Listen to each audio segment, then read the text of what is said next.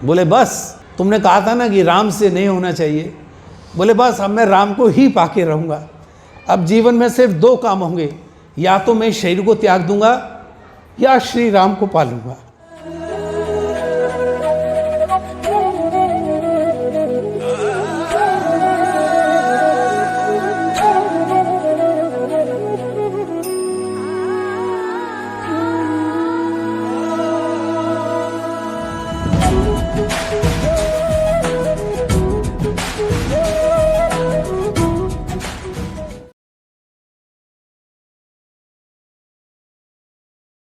तुलसीदास जी ने जब अपनी रामचरितमानस समाप्त की, आप सब पढ़ते होंगे, तो उन्होंने एक लास्ट में एक लाइन कही है और उसके बाद उन्होंने उसको समाप्त कर दिया रामचरितमानस को।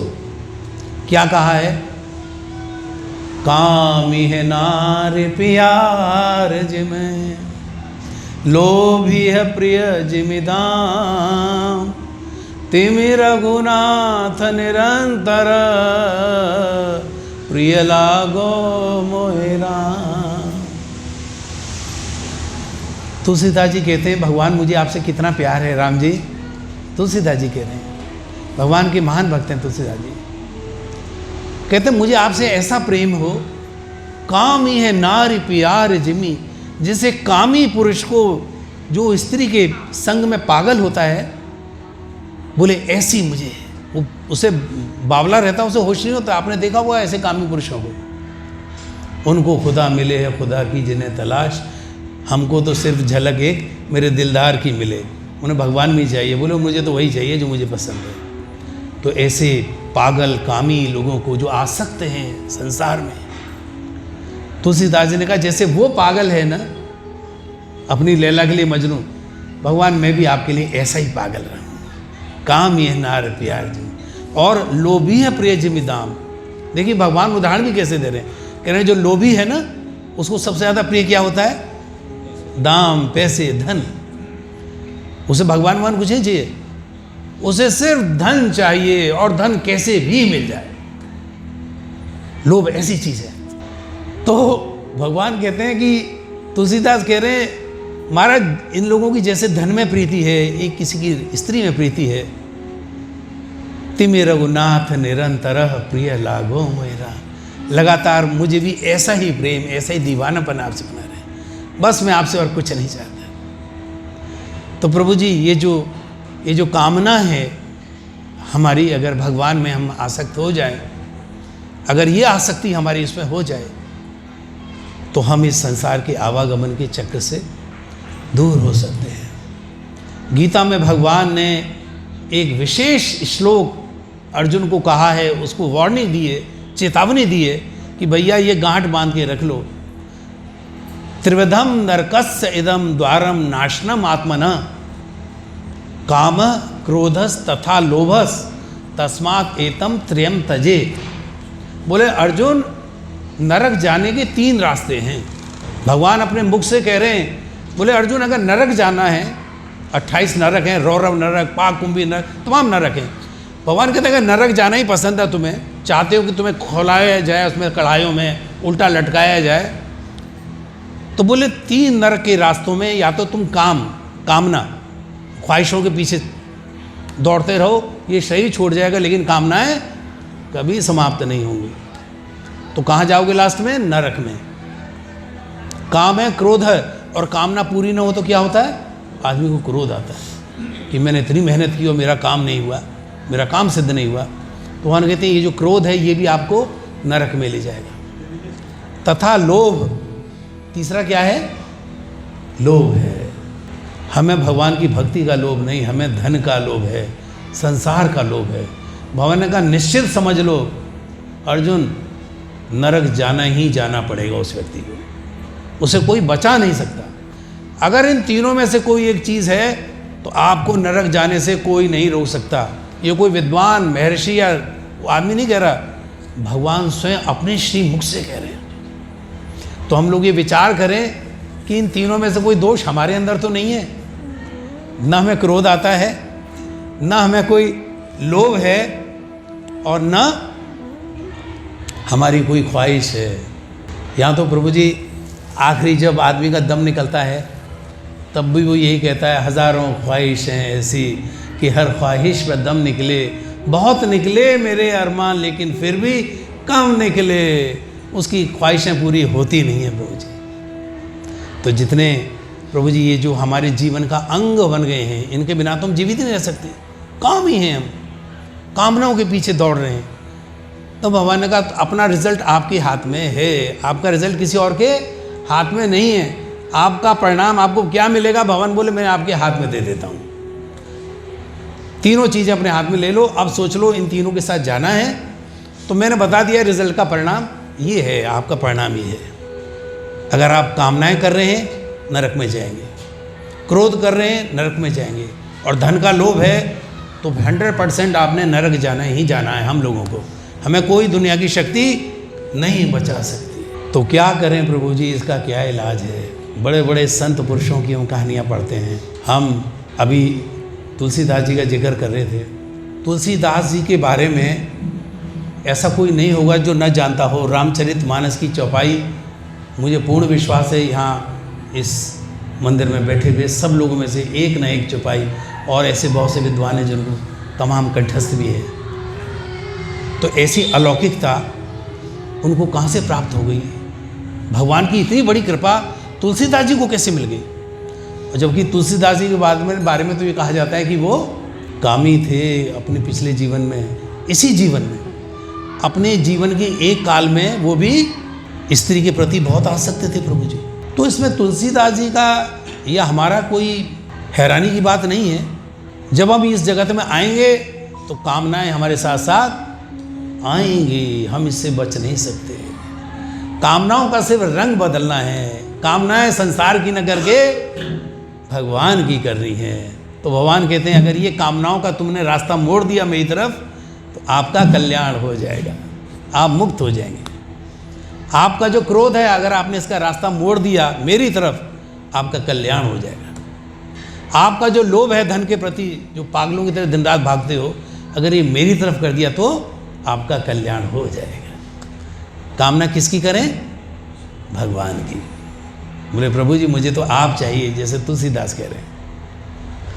क्रोध, भगवान ने कहा हाँ क्रोध भी करो, क्रोध भी अच्छा है यदि वो भगवान के कारण है। तो हनुमान जी भगवान के बड़े भक्त थे, लेकिन हनुमान जी ने कहाँ पर क्रोध किया? भगवान के काम के लिए। लंका क्यों जलाई? भगवान के लिए।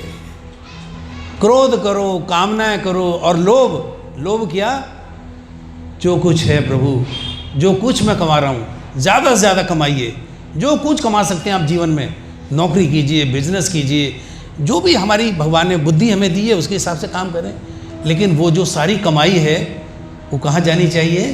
तेरा तुझको अर्पण क्या लागे मेरा, ओम जय जगदीश हरे। तो भगवान से कहना है प्रभु ये जो कुछ मैं कमा रहा हूँ आपके लिए, तेरा तुझको अर्पण। लेकिन होता ये है कि हम सिर्फ गाते हैं, हमारी कथनी और हमारी करनी में बड़ा फर्क है। तो भगवान कहते हैं अगर वो लोभ मेरे लिए हो जाए तो आपका कल्याण हो जाए, क्रोध मेरे लिए हो जाए तुम्हारा कल्याण हो जाएगा, और कामना अगर मेरी करोगे तो ये तीनों नरक की बजाय कहाँ के द्वार हो जाएंगे? स्वर्ग से भी ऊपर बैकुंठ के द्वार हो जाएंगे, गोलोक धाम जाएंगे प्रभु जी। हरे कृष्णा कृष्णा कृष्णा हरे हरे, हरे राम राम राम हरे हरे। तुलसीदास जी ने जब ये कहा तो तुलसीदास जी इसलिए कह पाए क्योंकि तुलसीदास जी इस अनुभव से गुजरे थे, उन्होंने देख लिया था ये सारा। तब उनको लास्ट में ये समझ आया कि भगवान आपके सिवा कुछ भी नहीं है। तुलसीदास जी का थोड़ा परिचय कर लें। जैसा कि आप सब जानते हैं, एक बांदापुर ज़िला है, उसमें कहाँ उनका जन्म हुआ था? एक गांव है राजापुर, वहाँ पे तुलसीदास जी का जन्म हुआ था। और तुलसीदास जी की जो माँ थी उनका नाम था हुलसी देवी, उनकी माँ का नाम था। और उनके पिताजी का नाम क्या था प्रभु जी? आत्माराम, उनके पिताजी का नाम था आत्माराम दुबे। और ये सरयू पारी ब्राह्मण थे। सरयू नदी के जो पार जो रहते हैं उन्हें कहते हैं सरयू पारी। तो ऐसा पहले था, अब भी ऐसा कहते हैं सरयू पार वालों को, लेकिन पहले ये था कि सरयू पार वाले हैं और इधर वो नहीं, संबंध नहीं करते थे। तो सरयू पारी थे वो, और भगवान की कृपा से उनके पहली बार एक पुत्र का जन्म हुआ और उसका नाम था तुलसीदास। लेकिन तुलसीदास का जब जन्म हुआ प्रभु जी, तो कहते हैं कि तुलसीदास जी का जन्म होते समय उनका जन्म 9 महीने में नहीं हुआ था, 12 महीने बाद उन्होंने जन्म लिया था। और जब उनका जन्म हुआ तो उनके मुंह में 32 दांत थे पूरे। लेकिन प्रभु जी अभुक्त मूल नक्षत्र, एक बहुत खराब नक्षत्र हमारे यहाँ माना जाता है ज्योतिष में, उसमें जन्म लेना कहते हैं बहुत ही मृत्यु है उसमें, उस परिवार की जहाँ उसका जन्म होगा उसमें उनका जन्म हुआ था। तो उनके पिता जो आत्माराम दुबे थे, वो पंडित जी थे, वो जानते थे ये तो बड़ा मामला गड़बड़ हो गया। तो वो डर गए, बोले अब कुछ गड़बड़ होगा जरूर। उन्होंने कहा यार ये बहुत ही हमारे लिए अशुभ हो गया है इस बच्चे का जो जन्म है। एक तो 12 महीने में, दूसरे अभुक्त मूल नक्षत्र में, और तीसरे ये 32 के 32 दांत के साथ ही हमारे घर में आए। और प्रभु जी दुर्भाग्य देखिए, अगले दिन हुलसी माता की मृत्यु हो गई। अब तो आत्माराम जी को पक्का विश्वास हो गया कि ये भैया जो बालक है मेरे लिए बहुत ही अशुभ है, ये 1-2 दिन और रहा तो ये सारा जो बच्चे खुचे लोग हैं ये भी सब समाप्त हो जाएंगे। तो उनके घर में एक दासी थी, धाया मतलब उनकी दासी थी, काम करती थी, उसका नाम था चुनिया। उन्होंने कहा चुनिया को, चुनिया ये बच्चा आप ले लो, इसे आप पालो। और चुनिया ने कहा भाई अब जब मालिक कह रहे हैं तो क्या करें। तो वो चुनिया उसे अपने घर ले गई और चुनिया ने इनको पालना शुरू कर दिया।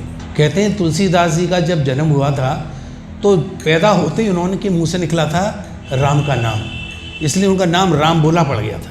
सब लोग उन्हें क्या कहते थे, राम बोला, राम बोला, वो राम उनके मुँह से निकल गया था वो। तो राम बोला को वो अपने घर ले आई, लेकिन उनका नाम वैसे जन्म में जो बताते हैं उनका जो नामकरण वो तुलाराम के नाम से हुआ था।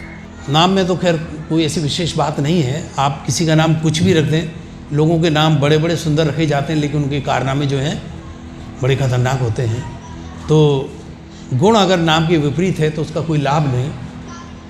तो तुलसीदास जी को राम बोला नाम दिया गया। और दुर्भाग्य ये हुआ कि चुनिया ने उनको बड़े प्यार से पाला, लेकिन पालते पालते जब वो सिर्फ 5 वर्ष के थे तुलसीदास जी, तो ये जो इनको पालने वाली थी चुनिया, ये भी मृत्यु लोक को सिधार गई।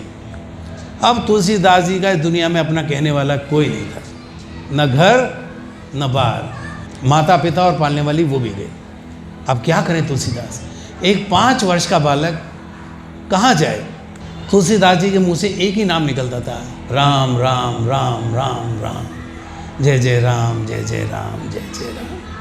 5 वर्ष का बालक। लोग कहते थे बच्चा तो बड़ा विलक्षण है, दिन रात भगवान का नाम लेता है, लेकिन इसका कोई है नहीं संसार में। उनके बारे में एक महात्मा थे नरहरि दास, उनको ही पता लगा कि बालक बड़ा विलक्षण है, भगवान का नाम लेता है। गांव वालों ने बताया, वो आए और इस बालक को अपने साथ अयोध्या ले गए। अयोध्या भगवान की नगरी साकेत चले गए और वहाँ जाके प्रभु उन्होंने क्या किया, उनको दीक्षा दी, गुरु दीक्षा दी। और वहाँ उन्हें जब दीक्षा देते हैं तो गुरु मंत्र उनको दिया जाता है, तो गायत्री दीक्षा होती है, पहले देते हैं। तो जब उनको कहा कि बेटा मैं तुम्हें दीक्षा दूंगा तो पहला जो गायत्री का मंत्र मैं आपको दूंगा, तो तुलसीदास जी ने अपने गुरु से बिना पूछे ही, उन्होंने तो पढ़ा तो था ही नहीं बेचारों ने, और उन्होंने पहला गायत्री का मंत्र शुद्ध उसका उच्चारण किया, ओम भूर्भुवः स्वः तत्सवितुर्वरेण्यं भर्गो देवस्य धीमहि धियो यो न प्रचोदयात्। गुरु दंग रह गए, हे भगवान ये बच्चा पढ़ा नहीं लिखा नहीं और इसने गायत्री माँ का इतना सुंदर इसने उच्चारण किया है। उनके गुरु मुग्ध हो गए, बोले बस ये मेरा बालक कुछ काम जरूर करेगा। और उन्होंने उन्हें रामायण वाल्मीकि पढ़ाना शुरू किया और उसके बाद उन्हें भागवतम पुराण उन्हें पढ़ाते गए। और तुलसीदास की बुद्धि इतनी तेज थी, वो एक बार जो पढ़ लेते थे दोबारा पढ़ने की आवश्यकता ही नहीं है। पीछे से वो इतनी कमाई करके आते हुए, इतनी अलौकिकता थी उनमें कि उन्होंने दोबारा कभी सुना ही नहीं। हमारे जितने श्रुति शास्त्र हैं, श्रुति शास्त्र क्या है, जो सुने गए हैं, जो सुना और वो याद हो गया। हमारे यहाँ वेद कभी लिखित नहीं थे कि उनको लिखा जाए। गुरु ने कहा और शिष्य ने सुना, श्रुति, और वही उसमें उसके अंदर चला गया, समाप्त हो गया हमेशा के लिए। उसने भी अपने शिष्य को सारे वेद कंठस्थ कराए, गुरु जी भी चले गए। इतनी उनकी मेधा, उनकी जो स्मृति है इतनी थी हम लोगों की। लेकिन समय के काल के हिसाब से व्यास ने सोचा कि लोगों की बुद्धि क्षीण हो गई, कामासक्त होंगे, कल आ रहा है, तो उन्होंने क्या किया, इनको लिखित रिटर्न में इनको लिख दिया। तो जिन्होंने उस श्रुति को याद किया था उन्होंने उसे स्मृति याद करके दोबारा वेद व्यास ने लिख मारा उसको, ताकि आने वाला पीढ़ी उसको पढ़ सके हमारे वेद के ज्ञान को। तुलसीदास जी के पास वो स्मृति थी, जो सुना बस उनको कंठस्थ हो गया। और उसके बाद तो क्या हुआ प्रभु जी, वो वहाँ से वाराणसी चले गए, काशी, भोले विश्वनाथ की नगरी में। और वहाँ जाकर उन्होंने 16 साल चारों वेदों का अध्ययन, चारों वेदांग, उपनिषद, और वहाँ एक शेष सनातन करके एक और उनके गुरु थे, उनसे उन्होंने हिंदी साहित्य का जो शास्त्र का दर्शन है, फिलॉसफी जो है, वो सारी उसमें पारंगत हो गए, निष्णात, एकदम विद्वान, इतना उनको ज्ञान हो गया प्रभु जी। और 16 साल के बाद जब वो पारंगत हो गए तो तुलसीदास फिर अपने गांव लौटे। कहाँ? राजापुर। अब जब राजापुर पहुँचे तो पंडित जी तो थे ही, उनको सब आता था।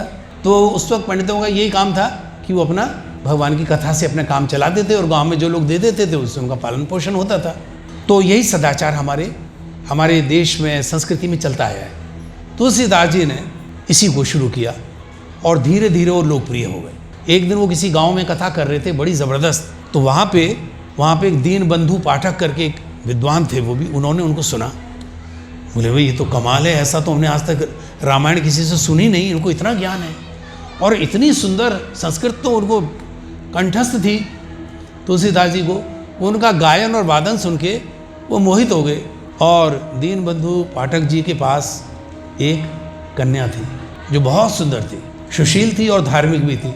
उन्होंने कहा मैं अपनी इस कन्या का विवाह ऐसे युवक से कर दूं तो आनंद आ जाएगा, हमारा भी जीवन सफल हो जाएगा और मेरी कन्या को भी जैसा पति चाहिए उनको पति मिल जाएगा। तो उन्होंने कहा तुलसीदास जी हम आप जो अपनी बिटिया है उसका विवाह आपसे करना चाहते हैं। उन्होंने कहा ठीक है प्रभु जी। उनका विवाह हो गया। तुलसीदास जी की पत्नी का नाम कोई बताएगा क्या नाम था उनका? उनकी पत्नी का नाम था रत्नावली। रत्नावली।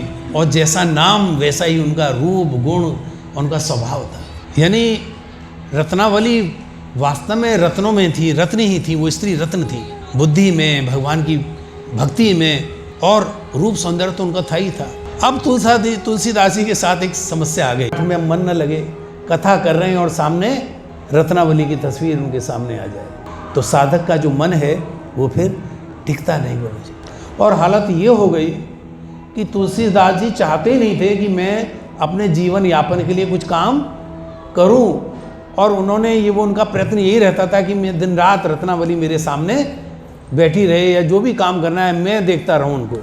इसलिए तुलसीदास जी ने लास्ट में कहा था रामचरितमानस में, काम ही है नार प्यार जिमे, लोभ ही है प्रिय जिमे दाम। बोले प्रभु जो प्रीति जैसी मेरी रत्नावली में थी ना, ऐसी प्रीति आप में मेरी हो जाए।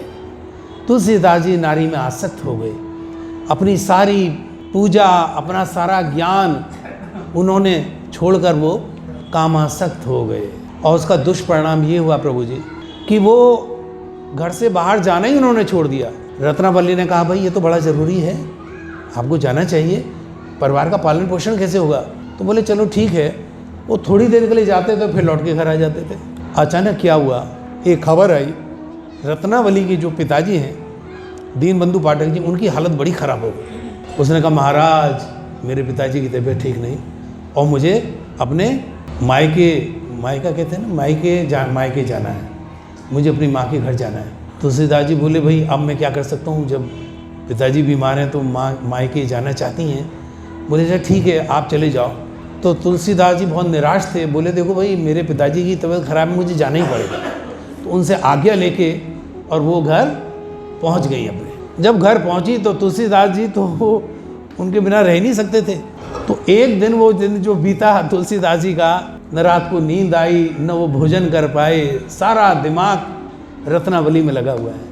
ओहो, रत्नावली कहाँ होगी, क्या होगी, उनसे बात ही नहीं हो पा रही है। एक रात गुजर गई। दूसरा दिन जब आया तो तुलसीदास जी का भोजन पानी सब बंद और तुलसीदास जी को चक्कर आने लगे। और उन्होंने कहा भाई मैं तो अब रत्नावली तो मैं जाना ही पड़ेगा मुझे रत्नावली के पास। लेकिन लोक लाज के कारण तुलसीदास जी उस दिन नहीं गए। तीसरे दिन उन्होंने कहा कि भाई अब तो मेरा प्राण, मेरा, उनको लगा जीवन की ज्योति मेरी समाप्त हो रही है। उन्होंने कहा मैं तो जाऊंगा, अब चाहे कुछ भी हो जाए। लेकिन लोक लाज का भय था। उस समय लोग गांव में इन चीज़ों को बड़ा माइंड करते थे कि पिता बीमार है और वो दामाद लड़की को लेने जा रहा है। तो शाम होने तक चुपचाप वो बैठे रहे। और जब सूरज ढल गया तो रात में क्या किया, उन्होंने कपड़े पहने और तुलसीदास जी निकल पड़े ससुराल के लिए। तुलसीदास जी गए तो जिस नदी से पार करना था उनको, प्रभु जी वहाँ पर न कोई नाव, जाए कैसे, और नदी भरी हुई चल रही थी। अचानक उन्हें लगा एक बहुत बड़ा लकड़ी का लट्ठा जो है नदी में जा रहा। बोले अरे ये तो आनंद आ गया, इसे पकड़ के मैं नदी पार कर जाऊँगा। उन्होंने कूद के नदी में छलांग लगा दी और लट्ठे को पकड़ लिया। और लट्ठा पकड़ के जब नदी उन्होंने पार की तो उन्होंने देखा कि वो लट्ठा नहीं था, वो तो एक लाश थी। बोले कोई बात नहीं, मेरा काम हो गया।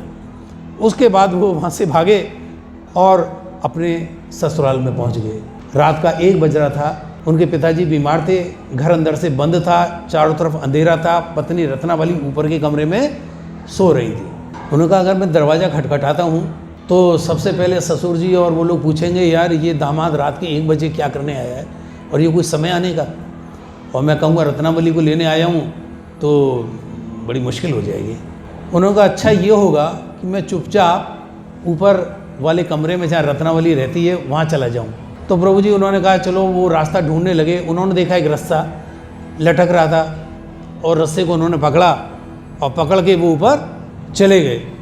और उनकी जो छत थी कमरे की, उसमें एक रोशनदान था और उन्होंने उस रोशनदान के अंदर से जाके और नीचे कूद पड़े। जब नीचे गिरे तो बड़ी ज़ोर से आवाज़ आई, धड़ाम। रत्नावली सो रही थी, वो अचानक अंधेरे में उठ खड़ी हुई। ये क्या हुआ? उन्होंने दीपक जलाया तो नीचे देखा कि वो फर्श पे तुलसीदास जी पड़े हुए करा रहे। बोले महाराज आप इस समय आप कहाँ से आ गए? बोले रत्नावली हम नहीं रह सकते आपके बिना। बोले महाराज आपने कुछ तो सोचा होता, मेरा मायका है, मेरे माँ बाप हैं, मेरे भाई बहन हैं और एक गांव हंसेगा मेरे ऊपर, और आप रात में आप आए हैं और इस तरह चोरों की तरह। और बोले आप वहाँ से कूदे हैं, आपके हाथ पैर टूट जाते। बोले कोई बात नहीं रत्नावली, सब कुछ मंजूर है, बस आप मिल गए, बस अब मैं जी सकता हूँ और अब आप घर चलो। बोले ये छत पे तुम कैसे चढ़ गए? बोले तुमने रास्ता लटकाया हुआ था मेरे लिए, तुम्हें पता था ना मैं आ रहा हूँ। बोले मैंने तो कोई रास्ता नहीं लटकाया। तो उन्होंने दिखाया, देखा तो नीचे एक सांप, उसके मुंह से खून निकल रहा था। वो उसको पकड़ के, आदमी का 80 किलो वजन अगर हो तो सांप का भी दम निकल जाएगा। प्रभु जी वो सांप पकड़ के आगे थे रास्ते में। उन्होंने रत्नावली क्रोधित हो गई, यार बोले ये किस तरह का मनुष्य है, इतना कामासक्त है, इतने पढ़े लिखे हैं, सारे वेद पुराण शास्त्र आपने पढ़े हुए हैं, लेकिन उसके बाद भी आपकी दृष्टि में आपको ये समझ नहीं आया कि इस तरह की आसक्ति भगवान में करनी चाहिए आपको। तो उन्होंने तुलसीदास जी को फटकारा इसमें। हाड़ मास की देह मम सोमम ऐसी प्रीत। भगवान से उन्होंने कहा ऐसी प्रीत अगर आदि भगवान से करते तो बोले आप भगवान, आपका बेड़ा पार आपका हो जाता। तुलसीदास जी को ये बात बहुत चुभ गई और जब उन्होंने ये उनको कहा तो तुलसीदास जी को लगा जैसे पहली बार मैं सोते हुए से जगा हूँ। बोले आप एक हाड़ मास के एक मनुष्य में, नारी में इतनी आपकी आसक्ति जो समाप्त हो जाना है। अभी ये चीज़ सुंदर लग रही है, थोड़े दिनों बाद ये इसमें झुर्रियाँ पड़ जाएंगी, ये समाप्त हो जाएगा। कोई मनुष्य है ऐसा जो हमेशा नवयुग बना रहे? कितने क्रीम पाउडर, कितने ही वो रसायन, कितने ही कुछ कर ले, हमको जाना ही जाना यहाँ से। और बोले महाराज आप, सबसे बड़ा अफसोस मुझे ये है कि आप इतने विद्वान होते हुए और आप इस तरह का आप ये आचरण कर रहे हैं। बोले ये बिल्कुल ही हमें, मुझे इसकी उम्मीद नहीं थी। बोले आपने अगर इतनी प्रीति भगवान से की होती तो आप भगवान के धाम चले जाते, वैकुंठाधिपति का आपको आश्रय मिल जाता, संसार से मुक्त हो जाते। तुलसीदास जी ने हाथ जोड़ लिए और अपनी पत्नी के सामने सिर झुका के कहा आज से आप मेरी गुरु हैं। आपने मुझे मोह निशा से आपने आज जगा दिया है। मैं तो मोह निशा में डूबा हुआ था। ये जो मोह है ना, मोह आसक्ति, पत्नी में, परिवार में, मकान में, दुकान में। भगवान कहते ये जो वासना है इससे नहीं निकल पाते। बड़े बड़े विद्वान, तुलसीदास जी के पास कोई नॉलेज की, ज्ञान की कोई कमी थी, लेकिन तुलसीदास जी भी कामासक्त हो गए। और उनको निकाला किसने? पत्नी ने निकाला। उसने उनके गुरु का जो काम था वो उनकी पत्नी ने किया।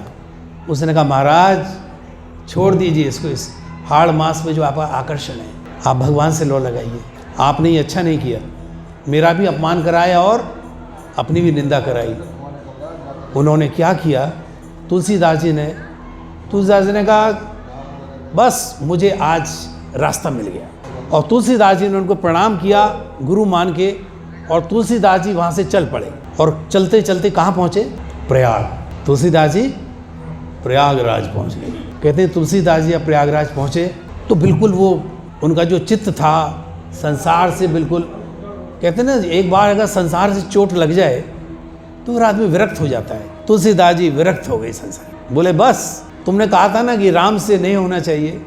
बोले बस अब मैं राम को ही पाके रहूँगा। अब जीवन में सिर्फ दो काम होंगे, या तो मैं शरीर को त्याग दूंगा या श्री राम को पालूंगा। अब तक मैंने ज्ञान को बटोरा है अक्षरों में, वेदों के माध्यम से, पुराणों के माध्यम से, उपनिषद के माध्यम से। अब मैं इसका अनुभव करूंगा। भगवान कहते हैं ज्ञानम विज्ञानम सहितम यद ज्ञात्वा मोक्ष से अशुभात, कि अर्जुन ज्ञान के साथ विज्ञान, थ्योरी के साथ प्रैक्टिकल, जो पढ़ा है उसका जीवन में अनुकरण भी होना चाहिए। हम जीवन में उसको चलाएं, आचरण में लाएं, तभी वो ज्ञान सार्थक है। तुलसीदास जी ने कहा जो मैंने पढ़ा है मैं अपने जीवन में इसको अनुभूत कर दूंगा। या तो राम को पाके रहूंगा या इस देह का त्यागी कर दूंगा। ये नश्वर है। रत्नावली ने ठीक कहा, ये देह तो नष्ट होनी है, तो अपने प्रभु के काम के लिए क्यों ना हो। तुलसीदास जी राम के दीवाने हो गए। और प्रभु जी क्या हुआ, उन्होंने राम कथा कहनी शुरू की। न उन्हें भूख की परवाह रही, न तन की परवाह रही, न खाने को न पीने को, कुछ नहीं, बस राम ही राम। ज्ञान उनका था तो उनका जो वैराग्य था, जो उनका अभ्यास था और जो तितिक्षा थी, वो उनकी वृद्धि, उनकी ज्ञान का तेज बन गए। और तुलसीदास जी के अंदर से सारी माया मोह नष्ट होने लगी। राम ही राम उनके जीवन में समा गए। जय जय राम, जय जय राम, जय जय राम, जय जय राम, जय जय राम, जय जय राम, जय जय राम, जय जय। तुलसीदास जी भगवान में आसक्त हो गए। और ये जब आसक्ति बढ़ी भगवान में, तो तुलसीदास जी ने तीर्थाटन करना शुरू किया। हमारी संस्कृति कहती है कि चारों धाम करना सभी के लिए आवश्यक है, क्योंकि चारों ही भगवान के धाम हैं। तुलसीदास जी ने पैदल रामेश्वरम, जगन्नाथपुरी, बद्रीनाथ और द्वारकापुरी, चारों धामों की उन्होंने यात्रा पैदल की। और जब पैदल यात्रा की तो भगवान राम की कथा कहते हुए गए। और जब धामों को लौट के आए तो वहाँ से भी भगवान राम की कथा कहते हुए आए। 14 साल तक तुलसीदास जी तीर्थाटन, और हर गांव, हर गली, हर कस्बे में भगवान राम की कथा, बस एक ही काम, ठाकुर जी का नाम, और कुछ नहीं। और प्रयाग में आके प्रभु जी उन्होंने एक काम किया कि वहीं पर एक अपनी कुटिया बना ली, गंगा जी में स्नान और भगवान के राम की चर्चा, भगवान राम। एक दिन वो क्या हुआ, प्रातःकाल जब वो जाते थे तो नदी पार करके जाते थे शौच के लिए, निवृत्त होने के लिए। और जब वहाँ जाते थे तो लौट के आते थे, जो बचा हुआ पानी होता था ना, उसे एक पेड़ की जड़ में डाल देते थे, जैसे लोग डाल देते हैं। तो काफ़ी दिन हो गए थे उनको, जो लौट के आए पानी बचा हुआ एक पेड़ की जड़ में डाल दिया। उस पेड़ पर एक प्रेत रहता था, और जो प्रेत था उस जल से वो तृप्त हो गया, जो तुलसीदास जी उसमें डालते थे, उनको नहीं पता था। और वो तृप्त हो गया तो वो बड़ा प्रसन्न हुआ, और प्रभु जी वो प्रकट हो गए उनके सामने, खड़ा हो गया। बोले महाराज आपकी जय हो गोसाई जी। बोले हाँ भाई, आप कौन? बोले महाराज मैं प्रेत हूँ, आप जो मुझे जल डालते हैं, आपका जल प्राप्त होके आज मैं तृप्त हो गया, और आज मेरी प्रसन्नता का कोई ठिकाना नहीं है प्रभु जी, आपकी वजह से आज मुझे तृप्ति मिली है। उन्होंने कहा अच्छा चलो ठीक है भैया। प्रेत ने कहा आज आप मुझे कोई एक काम बता दीजिए, तो आज मैं आपकी वो एक अभिलाषा जरूर पूरी कर दूंगा। उसने कहा अच्छा चलो ठीक है। तुलसीदास ने कहा मेरी अभिलाषा अब जीवन में कोई नहीं है, एक ही अभिलाषा है। क्या है? राम दर्शन की अभिलाषा। बस इस देह त्याग से पहले मैंने अपने गुरु से वचन लिया है कि मेरे राम का दर्शन बस मुझे करा दें, और इस देह त्याग करने में मुझे कोई दिक्कत नहीं है। प्रेत ने कहा ये तो असंभव है महाराज, आप जानते हो अच्छी तरह, राम दर्शन तो मेरी बस की बात है। हाँ एक काम मैं आपको कर सकता हूँ। बोले क्या? बोले महाराज यहाँ पर गंगा तट पे एक मंदिर है, और शाम को उस मंदिर में भगवान का कीर्तन होता है और कीर्तन के बाद वहाँ राम कथा कही जाती है। आप उस कथा में जाएं। तुलसीदास जी बोले तो मैं तो दिन रात यही काम कर रहा हूँ, मेरा और कोई काम ही नहीं है, राम ही कथा तो करता हूँ। बोले महाराज वो आपकी बात ठीक है, लेकिन आप इस मंदिर में जाएंगे तो इस कथा का रंग कुछ और ही है। बोले भैया क्या बात है?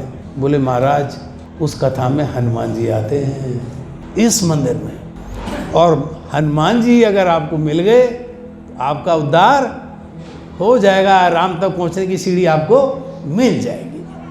तुलसीदास जी तो मारे खुशी के नाचने लगे। बोले अरे प्रभु ठीक है। बोले लेकिन भैया मैं उन्हें पहचानूंगा कैसे? बोले महाराज वो कोढ़ी के रूप में आते हैं, और कोढ़ी ऐसा होता है कि उसकी शक्ल देखिए ना, उसकी प्रभु जी आदमी कहता है अरे दूर ही रहो से, तो महाराज वो ना अपने आप को ढक के आते हैं। तो अगर आपको कोढ़ी मिले तो समझ लेना ये श्री हनुमान ही हैं, क्योंकि लोग उनसे दूर रहते हैं और हनुमान जी चाहते ही हैं कि ये लोग मुझसे दूर रहें, राम भक्त को पहचान ना जाएं। बोले अच्छा महाराज मैं फिर कोशिश करूँगा। बोले महाराज एक और पहचान बताता हूँ। बोले वो क्या? बोले जो मंदिर में सबसे पहले आता है और जो सबसे बाद जाता है, बोले वही हनुमान जी हैं। हनुमान तो तुलसीदास जी बोले भैया अभी तो बहुत समय है, सुबह ही है, शाम को होनी है। बोले मैं अभी जाके बैठ जाता हूँ। तुलसीदास जी मंदिर की सीढ़ियों पे सुबह से जाके बैठ गए और उन्होंने अपनी रामायण का वाचन वहाँ पे शुरू कर दिया। राम नाम में तुलसीदास जी लीन हो गए। संध्या हुई, प्रभु जी दीप जले और पंडित जी आके वहाँ पे राम कथा करने लगे। राम कथा से पहले तुलसीदास जी बैठे हुए थे कि कौन सा पहला प्रथम व्यक्ति है जो इस मंदिर में प्रवेश करेगा। तो उन्होंने देखा एक बहुत ही गंदा कोढ़ी और वो उसमें जा रहा है, उसमें से बदबू है, उसने लपेटा हुआ है। तुलसीदास जी समझ गए ये तो हनुमान जी हैं हमारे रामदूत। तुलसीदास जी ने जाके और पैर पकड़ लिए। कोढ़ी ने कहा अरे मैं कोढ़ी हूँ, मुझे दूर छोड़ो, छोड़ो मुझे छोड़ो। बोले महाराज अब तो जब प्राण निकलेंगे तभी छोड़ूंगा, आपको मैं छोड़ नहीं सकता। हनुमान जी मैं समझ गया आप मेरे रामदूत हैं, आप ही की राह में देख रहा था, प्रभु जी अब नहीं छोड़ूंगा। हनुमान जी ने पैर छुड़ाने की कोशिश की। हनुमान जी की ताकत के आगे बेचारे तुलसीदास जी की क्या विसार, लेकिन तुलसीदास जी ने रोना शुरू कर दिया। बोले प्रभु जी अगर पैर छुड़ाओगे तो मैं अपनी जान यहीं दे दूंगा, अपने जीवन का यहीं संस्कार कर दूंगा मैं। हनुमान जी ने कहा ये तो मेरा कोई राम का भक्ति है।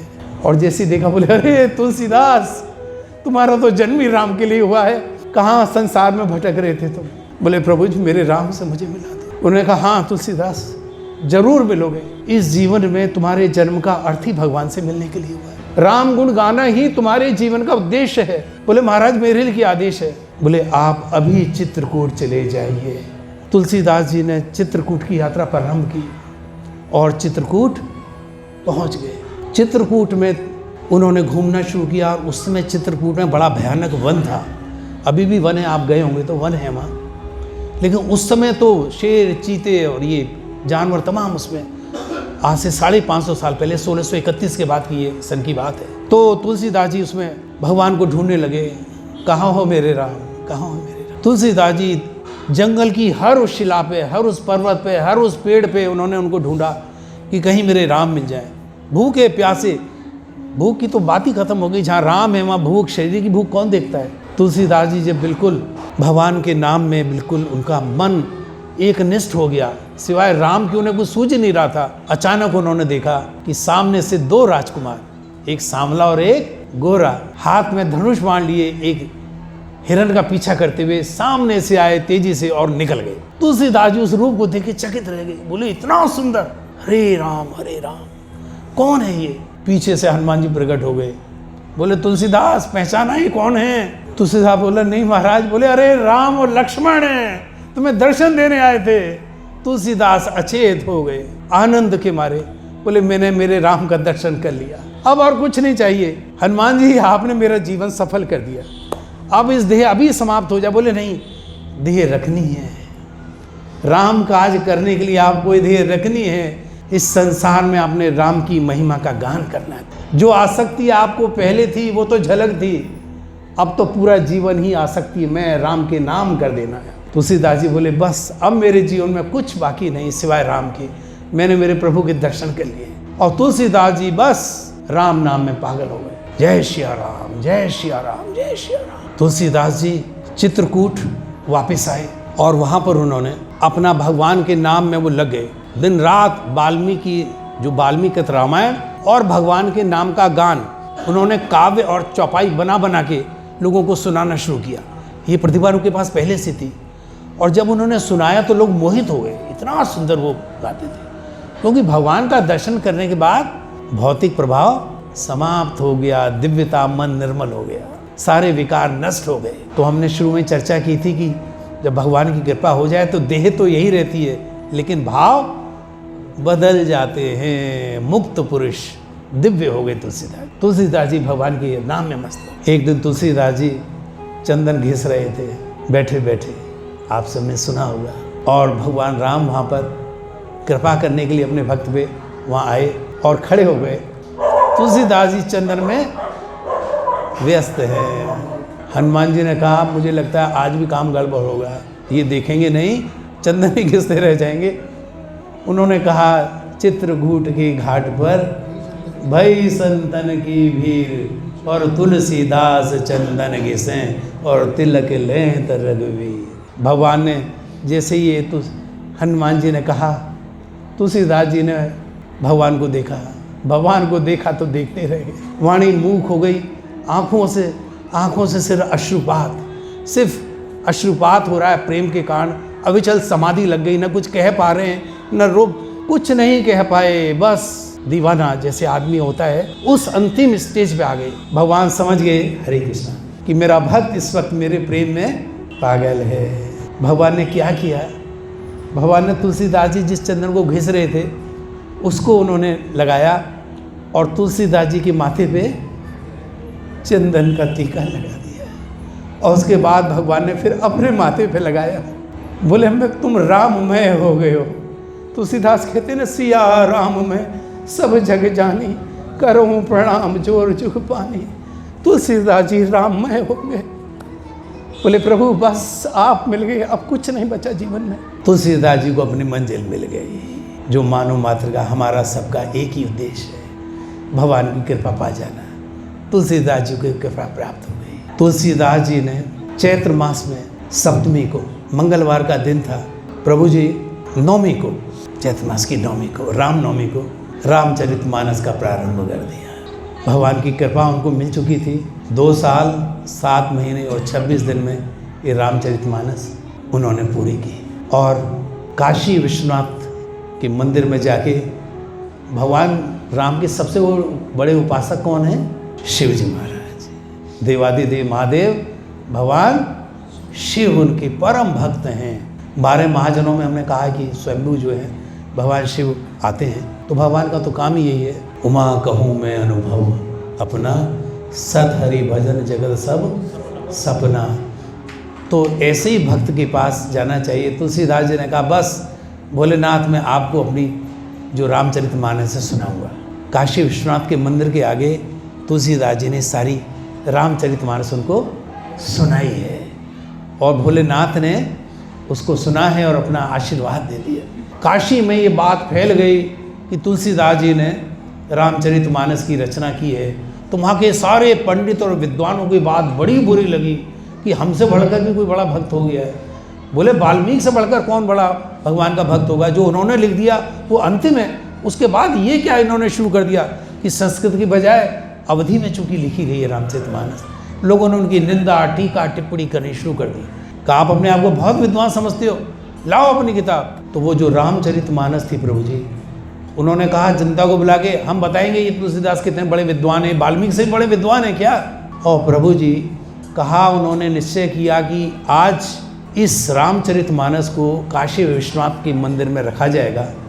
सबसे नीचे वो रखी गई, उसके ऊपर वाल्मीकि रामायण पुराण और सबसे ऊपर वेद वहाँ रखे गए।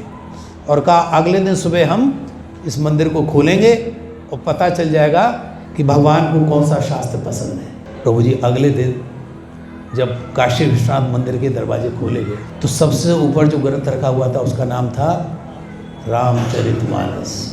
और जब उसको खोला गया तो उसके ऊपर भगवान शिव ने अपने हाथ से सत्यम शिवम सुंदरम कह के अपने हाथ से हस्ताक्षर कर रखे। तो सारे विद्वान काशी के तुलसीदास जी के पैरों में लेट गए, बोले महाराज हमें माफ़ कर दीजिए, हमें पता लग गया ठाकुर जी के भक्त तो आप हैं और आप वाल्मीकि अवतार हैं। आज हमें ये भी पता लग गया कि आप इतने दिनों बाद आज आपने फिर दोबारा तुलसीदास के रूप में आपने जन्म लिया है। उसके बाद तुलसीदास जी ने अपना सारा जीवन ठाकुर जी के लिए समर्पित कर दिया, भगवान के लिए वो गाते रहे। और कहा तो ये भी जाता है कि एक बार जब उनकी ये जो कीर्ति थी इतनी फैल गई दुनिया भर में, तो एक गांव से एक महिला किसी अपने पति को लेके आई जो मर गया था, डेड बॉडी, शव को उसके लेके, और कहा महाराज इसे मेरे पति को जिंदा कर दो। तुलसीदास कहने लगे भाई भगवान के नियम में मैं कैसे कोई उसको बदला कर सकता हूँ, ये तो प्रभु का नियम है, जो आया है सो जाएगा, इसमें हम क्या कर सकते हैं। वो रोती हुई बोली मैंने सुना है आपसे बड़ा कोई भक्ति नहीं है मेरे राम का, आप राम के इतने बड़े भक्त हैं तो मेरे लिए भी मांग लो ना एक बार। वो बोली माँ तू प्रकृति के नियम को मत बदल, भगवान का ही बनाया हुआ नियम है। बोली कुछ भी हो जाए तुम एक बार मेरी तरफ से तुम मेरे राम जी से कह दो, और मैं जानती हूँ कि भगवान आपकी बात नहीं टालेंगे, ये मुझे पता लग गया है। तुलसीदास बोले अगर तेरी इतनी श्रद्धा है भगवान में तो मैं भी अपने राम से कहता हूँ। तुलसीदास जी ने आंखें बंद की, राम का ध्यान किया और रोना शुरू कर दिया, प्रभु आज मेरी परीक्षा है, मैं क्या कहूँ। ये माँ अपने शव को लेके आई है, पति को जो चला गया है। प्रभु जी ही उनका पति जाके बैठ गया, जीवित हो गया। पूरे काशी में जय जयकार होने लगी, हे भगवान काशी में मुक्ति मिलती है लेकिन शव जिंदा हो जाए, नया जीवन ही मिल जाए। बोले ये तो पहली बार ये तो चमत्कार देखा। ऐसी भगवान की कृपा तुलसीदास जी के ऊपर हुई प्रभु जी। लेकिन हुआ क्या प्रभु जी, धीरे धीरे ये बात, उस समय अकबर का शासन था और बादशाह अकबर के कान में भी पहुंच गई ये बात कि एक कोई तुलसीदास जी हैं, भगवान राम के भक्त कहते हैं उनको। और प्रभु जी उन्होंने एक मरे हुए आदमी को जीवित कर दिया। उन्होंने कहा सिपाहियों से भाई फौरन उनको पकड़ के लेके आओ यहाँ पे। आगरा ले जाया गया तुलसीदास जी को, और अकबर ने कहा तुलसीदास सुनाए आप बड़े करामाती हो, मरे हुए को जिंदा कर देते हो। तुलसीदास जी ने हाथ जोड़े, बोले नहीं महाराज। अकबर ने कहा नहीं भाई नहीं, हमें भी कुछ करामात करके दिखाओ तब हम तुम्हें मानेंगे। तुलसीदास जी ने हाथ जोड़ के कहा महाराज मुझे कोई करामात नहीं आती, मुझे तो एक ही करामात राम का नाम लेता हूँ, राम नाम के अलावा मुझे और कोई विद्या मेरे पास नहीं है, मैं कोई जादूगर, मैं कोई योगी कुछ नहीं हूँ भैया। अकबर को बड़ा बुरा लगा। अकबर ने कहा ऐसे नहीं मानेंगे आप। बोले आपको जेल में डाल दिया जाए। बोले इनको जेल से तब तक आपको मुक्त नहीं किया जाएगा जब तक आप कोई करामात नहीं दिखा देंगे। तुलसीदास जी के सामने बड़ा धर्म संकट पैदा हो गया है। राम के भक्त को आगरा की जेल में डाल दिया गया प्रभु जी। तुलसीदास जी ने शाम को भगवान की जब आरती की तो उन्होंने भगवान से कहा प्रभु मैं बड़े संकट में हूँ, आपको तो मैं परेशान नहीं कर सकता, लेकिन संकट मोचन है किसी का नाम जिसका मैं भी सेवक हूँ। कौन है? हनुमान जी, संकट मोचन है वो। तुलसीदास बोले प्रभु जी मेरे सामने भी आज संकट आ खड़ा हुआ है, राम का नाम नहीं ले पा रहा और इस बादशाह ने मुझे जेल में बंद कर दिया महाराज, अब आप मेरी मुक्ति कराइए। हनुमान जी ने कहा अभी लो तुम। और देखते ही देखते प्रभु जी क्या हुआ, पूरे आगरा का जो किला है उसके अंदर लाखों बंदर वहाँ पर आ गए। लाखों, कहते हैं इतनी संख्या थी कि उसको कोई उसे काउंट नहीं कर सकता, गिन ही नहीं सकता था, हजारों में नहीं थी, लाखों बंदर ही बंदर। पूरा आगरा देख के हैरान हो गया, ये बंदर कहाँ से आ गए भाई, इतनी बड़ी फौज तो हमने आज तक नहीं देखी। और प्रभु जी उन्होंने विध्वंस, जिसको देखें उसी को काट रहे हैं, मार रहे हैं, घरों को उन्होंने जलाना शुरू कर दिया। वो जो लंका वाला हाल हनुमान जी ने किया था वही आगरे के किले में बंदरों ने करना शुरू कर दिया। प्रभु जी लोगों ने तलवार चलानी चाहिए, सिपाहियों ने उनकी तलवार ही नहीं चलनी दी उन्होंने। प्रभु जी बंदर ऐसे तेज थे वो, और उनके जो बुरी तरह से घायल कर दिया। सारे सिपाही और फौज वहाँ से भाग खड़ी हुई और अकबर के दरबार में आए, बोले महाराज बड़े भयानक बंदर हैं। अकबर कहने लगा मैं खुद परेशान हूँ, ऊपर बता रहे हैं कि वहाँ पे जो मेरा बेगम खाना है वहाँ पे उन्होंने सारी तोड़ फोड़ मचा रखी है, कोई चीज़ जीवित नहीं छोड़ी है, मैं खुद बचने की सोच रहा हूँ, ये कहाँ से आ गए। बोले हजूर न तो उन पर कोई हथियार काम कर रहा है ना हमारी कोई ताकत काम कर रही है, हमें ये समझ नहीं आ रहा। एक वजीर था उनका जो पुराना, उसने कहा महाराज आपने तुलसीदास जी राम भक्त को जब से अंदर किया है तब से ये विपदा आपके ऊपर आई है, अभी भी समय है, आप तुलसीदास जी को छोड़ दीजिए। अकबर ने कहा भाई फ़ौरन मुक्त करो, फ़ौरन, और मैं जाऊंगा खुद। जेलर के साथ कहते हैं अकबर खुद दौड़ के गया और उनको मुक्त किया, और तुलसीदास जी को जैसे निकाला उनके पैरों में गिर गया। अकबर महान जिसे कहा जाता है, बोले महाराज हम तो नाम के महान है, महान तो आप हैं मेरे प्रभु, राम की भक्ति तो आपको है, मैंने आपको बांधने की कोशिश की और ये राम के दूत आ गए, इन्होंने सारा विध्वंस कर डाला। आपकी शक्ति में समझ गया, आपको रोकने की शक्ति इस दुनिया में किसी में नहीं है। मेरे जैसे बादशाह तो नाम के बादशाह हैं, सच्चे बादशाह तो आप हैं तुलसीदास जी। अकबर ने तुलसीदास जी के पैर पकड़ लिए, तुलसीदास जी राम का नाम लेते हुए चल पड़े आनंद में। और तुलसीदास जी ने फिर कथा की, सारी दुनिया में तुलसीदास जी का नाम, कोई ऐसा मनुष्य नहीं है जो दो एक चौपाई उनके नाम की न गाता हो। उन्होंने सारे भारत को, सारे विश्व को राममय कर दिया। सिया राममय सब जग करहूँ प्रणाम जोड़ जग। उनकी स्थिति ऐसी हो गई, हर एक के अंदर उन्हें न कोई नर नजर आ रहा था, न नारी नजर आ रही थी, न कोई स्त्री, न पुरुष, न कोई जानवर, न पौधा, सब में उन्हें राम ही, सिया राम नजर आने लगे तुलसीदास जी को। भगवान ने गीता में कहा है विद्या विनय संपन्ने ब्राह्मणे गवि हस्तनी शुणी चैव स्वपाके च पंडिता समदर्शी। बोले जब आपको किसी विद्वान में, किसी हाथी में, किसी घोड़े में, किसी गाय में, स्वपाके, स्वपाके कहते हैं चंडाल में जो कुत्ते का मांस खाता हो, बोले उसके अंदर भी जब राम नजर आते हैं, जब मेरे श्याम नजर आते हैं, तो उसके ऊपर भगवान की कृपा हो चुकी है। पंडित तो वही है, बाकी तो ऐसे नाम के पंडित और ब्राह्मण हम जैसे निकम्मे लाखों घूमते हैं, उन पर कृपा नहीं है। तुलसीदास जी पर कृपा हो गई मेरे ठाकुर की। और प्रभु जी ये कृपा यहाँ नहीं रुकी, तुलसीदास जी ने जब कृपा की तो एक बार तुलसीदास जी भगवान का गुणगान करते हुए चित्रकूट की तरफ आ गए। और जब चित्रकूट की तरफ आए तो घूमते घूमते उन्हें भूख लगी और वो उसी गांव में पहुंच गए जहां उनका जन्म हुआ था, राजापुर गांव। राजापुर गांव पहुंचे और उसी घर के आगे उन्होंने भीख मांगी जिस घर में रत्नावली रहते थे। जैसे उड़ जहाज को पंछी फिर जहाज पे आवे, मेरो मन अनत कहाँ सुख पावे, मेरो मन अनंत कहाँ सुख पावे। संत कहते हैं जैसे सारी दुनिया में चक्कर लगा के सागर में जब कोई पक्षी भटकता है तो जल की थाह नहीं मिलती तो लौट के उसी जहाज पे आ जाता है जहाँ से उड़ा था।